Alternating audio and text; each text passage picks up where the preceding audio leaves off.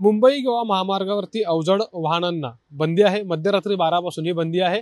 शासन आपल्या दारी हा कार्यक्रम होतोय रायगड जिल्ह्यामध्ये माणगाव जवळच्या लोणेरे येथे आणि त्या पार्श्वभूमीवरती हा एक नियम आजच्या दिवशी करण्यात आलेला आहे। याचं कारण असं आहे की जवळपास 70,000हून अधिक नागरिक या कार्यक्रमाला हजर राहणार आहेत।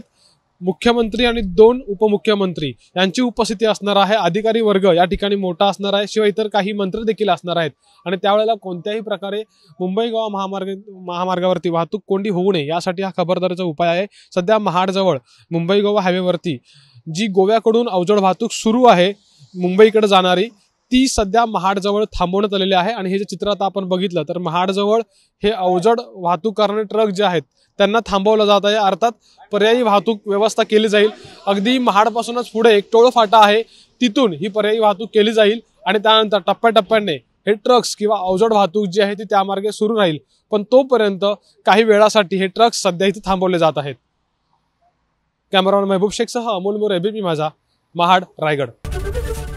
एबीपी माझा, उघडा डोळे बघा नीट।